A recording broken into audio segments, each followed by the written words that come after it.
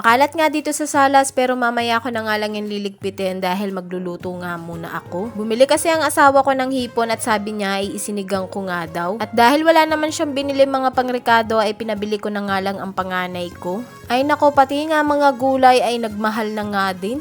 Kaya ayan, at limited nga lang ang gulay na ilalahok ko. Nagpabili nga lang ako ng isang pirasong kamatis, isang pirasong labanos at saka isang tali ng kangkong. Pagkatapos eto nga't inihanda ko na para makapagluto na nga ako dahil baka mamaya umuwi ang asawa ko at dito nga magtanghalian sa bahay. Pati nga siling green ay ang mahal din kaya isang piraso nga lang din ang pinabili ko. Bumili na nga din ng bigas ang asawa ko at ito at sinalin ko na nga dito sa aking rice dispenser. Hindi pa nga din napuno dahil 5 kilo lang naman ang binili niya at pang 10 kilogram nga ang capacity ng aking rice dispenser. At habang inaantay ko nga na kumulo ang tubig na sinalang ko para sa sinigang na hipon ay nagligpit nga muna ako ng mga kalat dito sa salas. Tutupiin ko na nga din kasi ang mga sinampay ko dahil magsasampay na naman ako ng mga panibago. Ilang araw nga din natenga sa sampayan itong mga nilabhan ko dahil ang tagal nga niyang matuyo at panay nga ang ulan. At maya-maya nga din ay kumulo na din ang tubig kaya inilagay ko na nga itong labanos. Nagkamali nga ako dahil maliit nga lang na kasirola ang pinaglutuan ko kaya iyan, isa-isa ko ngang nilalagay ang hipon dahil baka nga makatalsik ang tubig.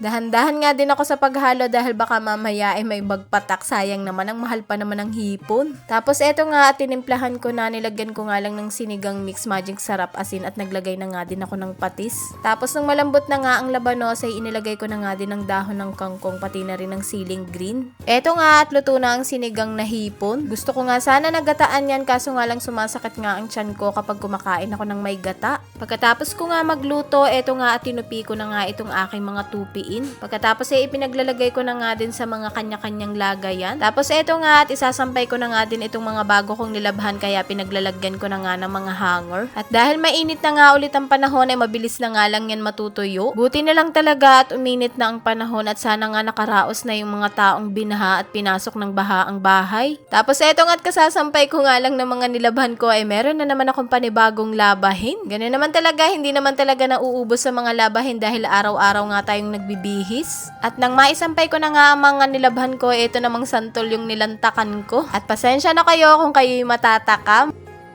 Grabe, hindi ko akalain na ganito kaganda itong kitchen knife set na to. Ito talaga ang pinakamagandang knife set na nabili ko dito sa online. Ito nga ang pinakamaliit na pwede mong gamitin panghiwa ng mga sibuyas, bawang at kung ano-ano pa. Nakakatuwa pa dahil meron na nga din itong kasamang gunting. Isa pa naman to sa gamit na gamit ko talaga sa kusina. Ito namang isa ang tinatawag na chef knife at sa ganda nga ng quality niya na pwede mo nga din yung ipanghiwa ng karne. Grabe mga mare, ang ganda nga ng quality nito at hindi nga kagaya ng iba na magaan nga lang. Matagal na nga itong nasa cart ko at buti na lang talaga at nakapag-ipon na ako at nakapag-check out na nga din ako. At ito na nga yung pinakamalaki which is pwede mong gamitin pang hiwa ng mga karne. Ito nga din yung habol ko dito dahil nahihirapan talaga ako sa paghihiwa ng mga karne kasi manipis nga lang yung kutsilyo kong ginagamit. Pinaka nagustuhan ko pa nga dito ay meron na nga din siyang lagayan at talaga namang ang lakas maka-steady. Bukod pa dito ay sturdy na nga din itong kanyang pinakalagayan. Ang link nasa may comment section o kaya click nyo na lang ang yellow basket.